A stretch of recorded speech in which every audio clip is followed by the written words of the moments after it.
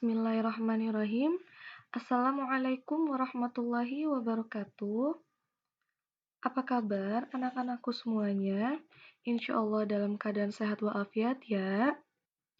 Hari ini kita akan melanjutkan pembelajaran IPA kita tentang besaran dan pengukuran.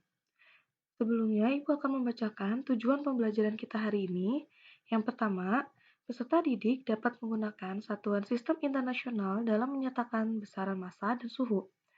Yang kedua, peserta didik dapat menggunakan satuan baku dalam pengukuran.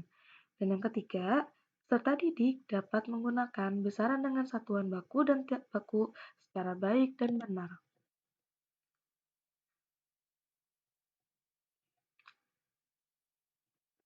Besaran pokok yang sebelumnya sudah kita bahas adalah panjang dan waktu. Sekarang kita akan membahas besaran pokok massa, di mana massa adalah jumlah zat yang terkandung dalam benda. Contohnya adalah buku. Buku memiliki lembaran-lembaran. Lembaran-lembaran buku disebut sebagai massa. Sedangkan berat adalah gaya tarik bumi yang dialami sebuah benda.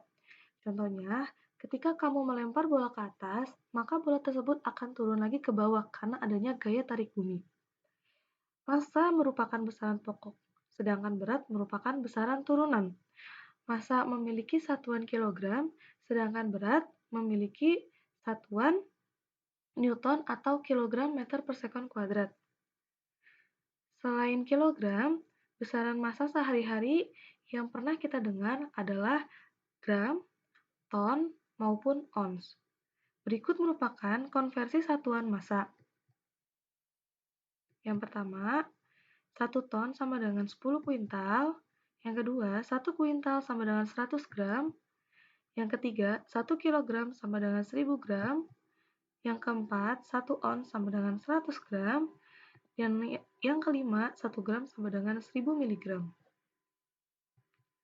Di sini ada tangga satuan massa, sama seperti tangga satuan panjang. Jika naik tangga atau naik satu tingkatan, maka akan dibagi 10. Dan jika turun tangga atau turun satu tingkatan, maka akan dikalikan dengan 10. Nah, ini ada alat ukur massa, ada timbangan, ada neraca digital atau timbangan digital. Lanjut ya ke suhu. Suhu adalah derajat panas suatu benda, sedangkan panas adalah salah satu bentuk energi. Alat pengukur suhu disebut sebagai termometer. Satuan suhu dinyatakan dalam Celcius, namun dalam standar internasional, suhu dinyatakan dalam Kelvin. Nah, untuk mengkonversikan suhu Celcius ke Kelvin dapat digunakan dengan rumus ini. T besar sama dengan T kecil ditambah 273, di mana T besar adalah suhu dalam Kelvin dan T kecil adalah suhu dalam Celcius. Nah, ini ada alat ukur suhu. Ada termometer digital, termometer badan, dan termometer laboratorium yang biasa digunakan dalam percobaan. Untuk lebih memahami konversi satuan suhu dalam Celcius menjadi Kelvin, yuk kita lihat contoh soalnya. Raisa memanaskan air hingga suhunya 65 derajat Celcius. Berapakah suhu tersebut jika dinyatakan dalam Kelvin? Oke, yang kita tulis pertama adalah diketahui T kecil atau suhu dalam Celcius. Suhu dalam Celciusnya adalah 65 derajat Celcius. Terus ditanyanya adalah T besar atau suhu dalam Kelvin. Jawabnya, T besar sama dengan T kecil ditambah 273, di mana T kecilnya adalah 65 ditambah 273, hasilnya adalah 338 Kelvin. Lanjut ke submateri selanjutnya adalah satuan baku dan tidak baku. Di mana satuan baku adalah satuan yang hasil pengukurannya selalu tetap. Contohnya adalah termometer, penggaris, timbangan, dan stopwatch. Satuan baku berasal dari besaran pokok. Nah, ini contoh dari satuan baku. Lanjut ya. Satuan tidak baku adalah satuan langkah yang digunakan untuk mengukur benda yang lebih besar dengan jarak yang jauh. Contohnya, jengkal, hasta, depa, kaki, dan langkah. Nah, ini contoh penggunaan satuan dengan jengkal. Kalau ini dengan depa. Lanjut ke bentuk baku. Bentuk baku digunakan untuk menyatakan bilangan kelipatan 10. Pangkat pada bilangan dasar 10 menunjukkan jumlah 0. Wah, maksudnya gimana ya? Oke, ternyata jika pangkatnya positif, maka angka 0 terletak di belakang.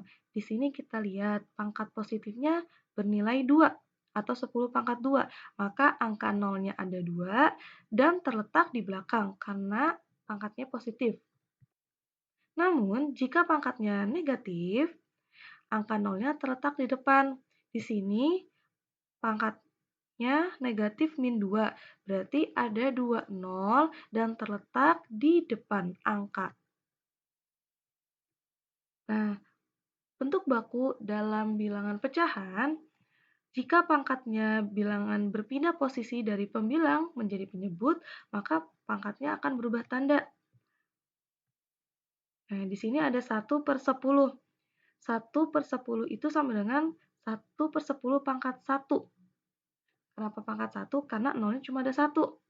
Nah, ini kan disebut pembilang. Jika ia berubah menjadi penyebut, yang tadinya dia di bawah menjadi di atas, maka pangkat 1 akan berubah menjadi pangkat min 1. Jadinya 0,1.